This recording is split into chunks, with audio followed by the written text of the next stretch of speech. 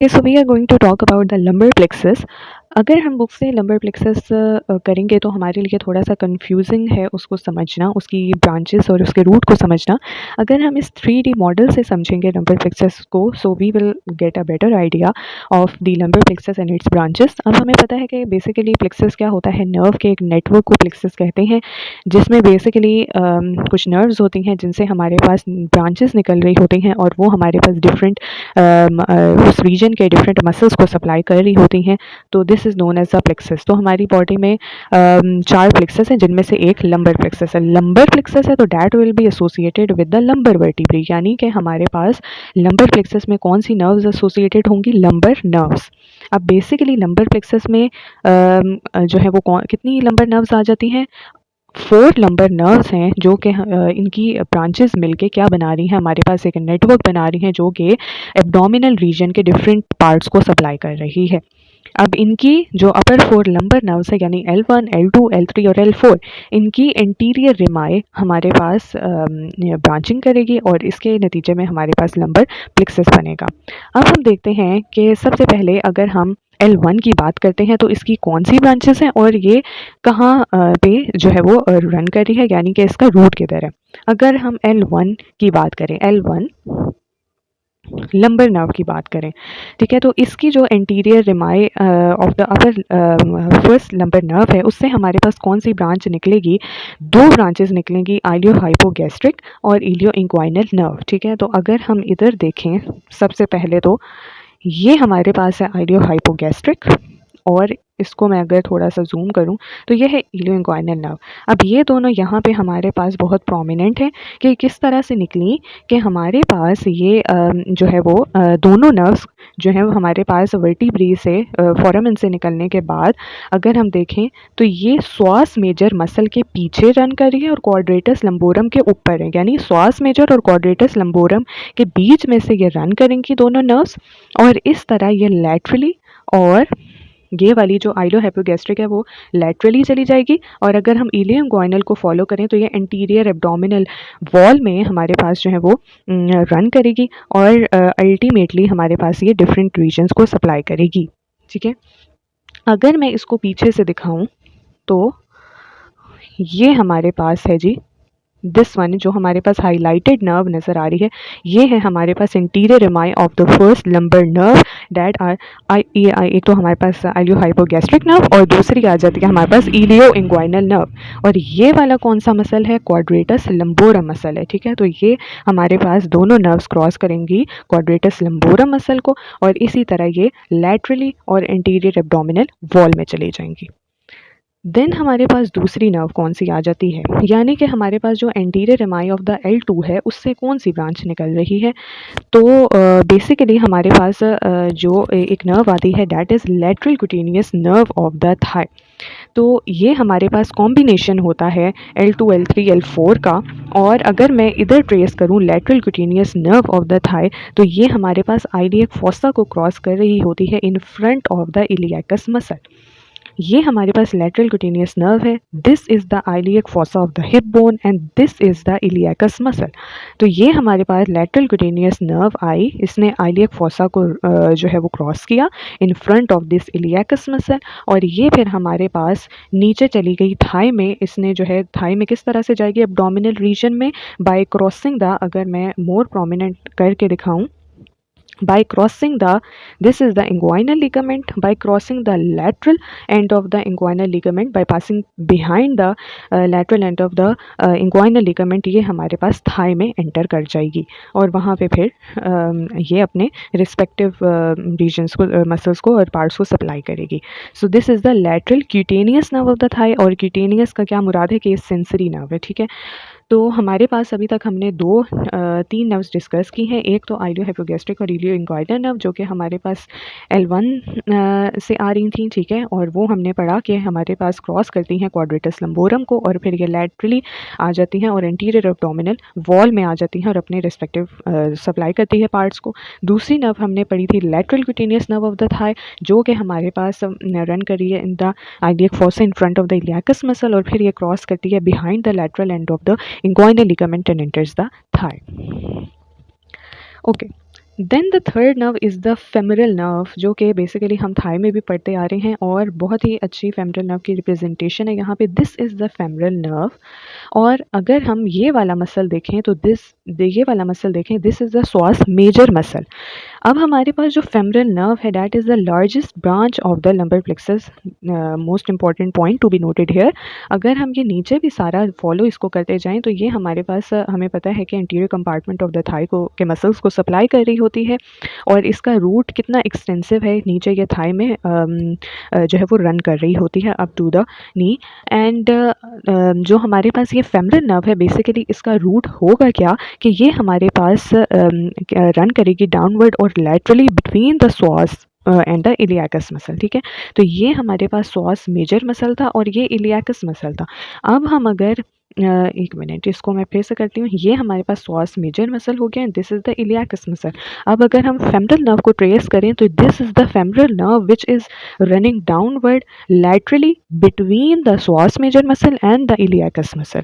और फिर ये हमारे पास थाई में एंटर कर जाएगी by passing behind the this is the rough pattern of the inguinal ligament. ठीक है, तो अगेन अगर मैं फिर से ड्रॉ कर देती हूँ, this was the psoas major muscle, this was the iliohypogastric and this is the femoral nerve running between the psoas major and iliacus muscle and passing behind the inguinal ligament and entering in the thigh region. ये हो गई हमारे पास femoral nerve. तो अभी तक हमने 4 nerves discuss कर ली और कौन सी थी, आइलियोहाइपोगैस्ट्रिक इलियो इंक्वाइनल नर्व जो कि रूट वैल्यू जिसकी L1 है, lateral cutaneous nerve of the thigh दूसरी, और third one was the femoral nerve जो कि बेसिकली हमारे पास L2, L3 और L4 तीनों के कॉम्बिनेशन से बनती है। ओके, देन फोर्थ हमारे पास जो नर्व है डैट इज़ द ऑब्चुरेटर नर्व और वो भी L2, L3 और L4 के ही कॉम्बिनेशन से बनती है। अब अगर हम ऑब्चुरेटर नर्व को ट्रेस करते हैं, सबसे पहले जो ऑब्चुरेटर नर्व है उसका एक इम्पॉर्टेंट पॉइंट क्या है कि ये हमारे पास जो है वो सैक्रो आइलियक जॉइंट के फ्रंट पे जो है वो रन करेगी। ठीक है, अगर मैं यहाँ से थोड़े से मसल्स को हटा दूँ, यस, एंड कनेक्टिव टिश्यू को भी हटा दूँ, तो हमारे पास ये जो नर्व है दिस इज़ दी ऑब्चुरेटर नर्व। और अगर हम ये देखें, this is the sacrum and this is the the part of the hip bone, और ये दोनों हमारे पास सैक्रो आइलियक जॉइंट बना रहे होते हैं। अब ये हमारे पास क्या है कि ये सैक्रो आइलियक जॉइंट के फ्रंट पे रन कर रही है, इनके इंटीरियरली ये ऑब्चुरेटर नर्व जो है वो रन कर रही है और हमारे पास ये नीचे जाके पास करेगी थ्रू द ऑब्चुरेटर फोरामेन। ठीक है, हमें पता है कि जो हिप बोन के जो इंफीरियरली हमारे पास एक फोरामेन प्रेजेंट होता है between the pubis and the ischium, that is the obturator foramen, और ये हमारे पास है ऑब्चुरेटर नर्व जो कि हमारे पास सैक्रो आइलियक जॉइंट को क्रॉस करके आई, फिर हमारे पास अमंग दी ऑब्चुरेटर फोरामेन, इसमें से क्रॉस करके ये एंटर कर गई medial compartment of the thigh में। इसका भी रूट बहुत इजी है इसमें एज सच, और कोई भी बात नहीं है।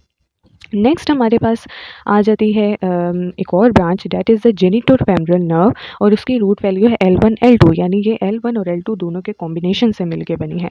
अब मैं फिर से मसल्स को यहाँ पे दोबारा लाती हूँ तो हमें जेनिटोफेमरल नर्व थोड़ी सही समझ आएगी because it is associated with the psoas major muscle. Okay, so this is the psoas major muscle and this is the genitofemoral nerve. अब अगर हम ये देखें, जेनिटोफेमरल दो लफ्ज़ आ जाते हैं इसमें। ठीक है, ये हमारे पास इमर्ज करेगी on the interior surface of the psoas major muscle और फिर ये दो ब्रांचेस में डिवाइड हो जाएगी। One is the genital branch. ठीक है, दिस इज़ दी ये हमारे पास ये तो हमारे पास इसी तरह से रन करेंगी और इस तरह ये दो हमारे पास ब्रांचेस में जो है वो डिवाइड हो जाएंगी।